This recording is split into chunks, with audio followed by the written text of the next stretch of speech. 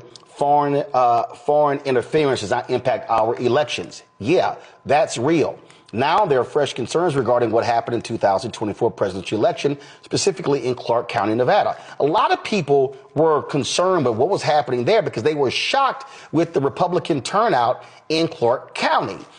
They said, hey, significant number of union workers there. It has always been a Democratic stronghold. Now a nonpartisan group called the Election Truth Alliance, or ETA, has wrapped up their independent investigation of voting data from Clark County. They found some unusual patterns that they say could point to, quote, potential vote manipulation. Nathan Taylor, the executive director of the Election Truth Alliance, he joins us right now. So Nathan, just explain to us how y'all define this potential vote manipulation. What did y'all see in terms of these numbers? Thank you so much for having me.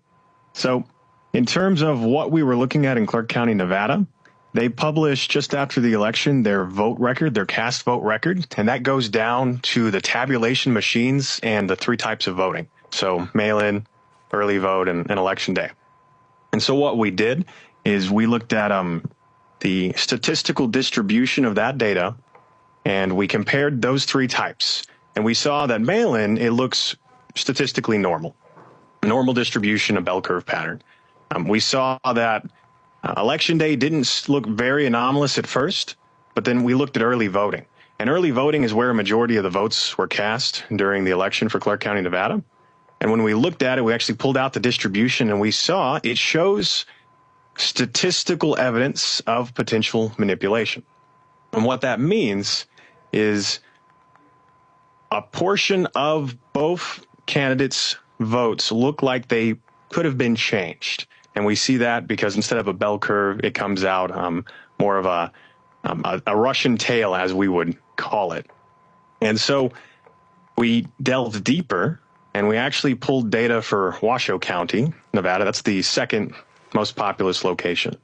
And a little bit about my background. I work in cybersecurity. I was a 25 Bravo computer tech specialist in the Army Reserves, got my degree in network security, and then commissioned at the Army National Guard.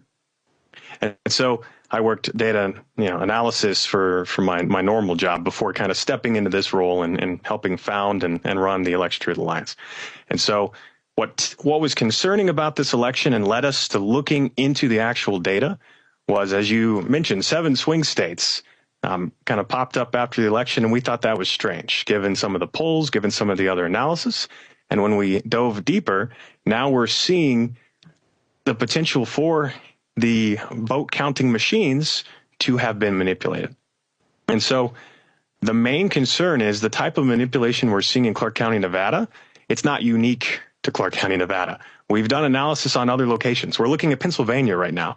We were looking at Wisconsin. We were looking at Florida. We were looking at Texas and California. And so many of these higher population centers in these states exhibit the same indications at a higher level. And that's a drop-off vote abnormality, where